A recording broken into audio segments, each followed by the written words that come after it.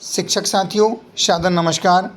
सभी शिक्षक साथियों ने हमारे जैसे ही ये सुना, जैसे ही उन्हें पत्र मिला कि टीईटी परीक्षा में शामिल होना है, तो सभी के मन में एक ही प्रश्न आ रहा है, क्या मुझे इस टीईटी परीक्षा में शामिल होना है या किन शिक्षकों को टीईटी परीक्षा में शामिल होना है। इसके बारे में सभी अपने अपने अंदाज लगा रहे हैं कि टीईटी परीक्षा में आखिरकार किसे शामिल होना है। तो एक संकुल प्राचार्य महोदय ने अपने जिला शिक्षा अधिकारी महोदय को एक पत्र लिख करके पूछा है, मार्गदर्शन चाहा है।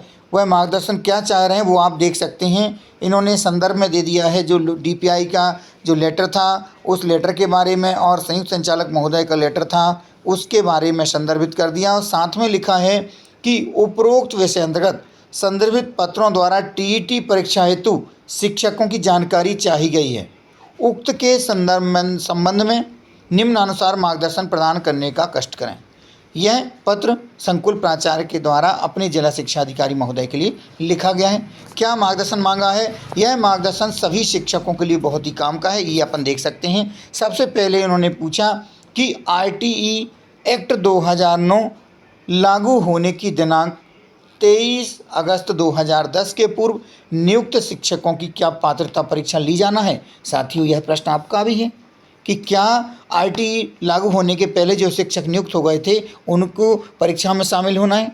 दूसरा जो प्रश्न है उनका कि वर्ष 2005 से 2009 तक व्यापम की पात्रता परीक्षा के माध्यम से शिक्षकों की नियुक्ति हुई है, उनमें उत्तीर्णांक 30% SC ST OBC के लिए रहा और 40% सामान्य वर्ग का था। क्या इन्हें टीईटी परीक्षा उत्तीर्ण माना जाएगा या नहीं। हमारे शिक्षक साथी इस दूसरे पॉइंट पर बहुत ही विचार कर रहे हैं कि वर्ष 2005 से 2009 के बीच में जो व्यापम की परीक्षा हुई थी उसके माध्यम से जिनकी नियुक्ति हुई है, क्या उन्हें टीईटी परीक्षा उत्तीर्ण माना जाएगा या उन्हें भी परीक्षा देना होगी।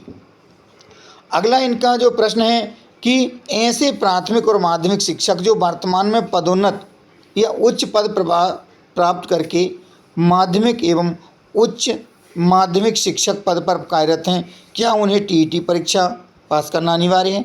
यह भी एक प्रश्न है सभी के सामने।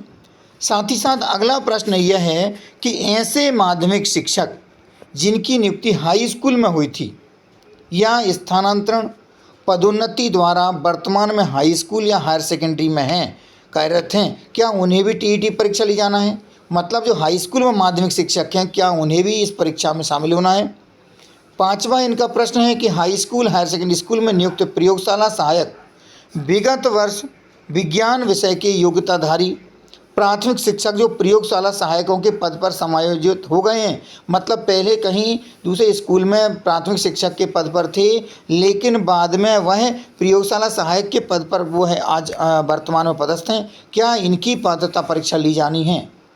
तो साथियों, ऐसे ही कई प्रश्न आपके मन में भी उठ रहे होंगे, तो मैं आपसे यही कहना चाहूँगा कि आप अभी से अंदाज़ा बिल्कुल ना लगाएं। अभी सभी यह बता रहे हैं कि परीक्षा में मुझे शामिल होना है, मुझे शामिल नहीं होना है, मेरी परीक्षा नहीं होगी, यानी सब अपने अपने अंदाज लगा रहे हैं। तो साथियों, मुझे लग रहा है कि लोक शिक्षण संचालनालय के द्वारा 1-2 दिन में इसका विस्तृत रूप से एक विधिवत पत्र जारी होगा जिसके माध्यम से बताया जाएगा कि किन शिक्षकों को इस परीक्षा में शामिल होना है। क्या 2005-2009 के बीच में जो 2005 से 9 के बीच में शिक्षक पहले से बने हैं व्यापम की तरफ से, उन्हें ये परीक्षा टीईटी परीक्षा उत्तीर्ण माना जाएगा। इस पर भी अभी संशय बना हुआ है। मैंने पिछले वीडियो में बताया था कि इनकी परीक्षा टीईटी परीक्षा मानी जाएगी, पर अभी 100% मैं सही नहीं कह पा रहा हूँ, क्योंकि हो सकता है कि अभी डीपीआई के द्वारा जो मार्गदर्शन आएगा उसमें कुछ परिवर्तन हो जाए।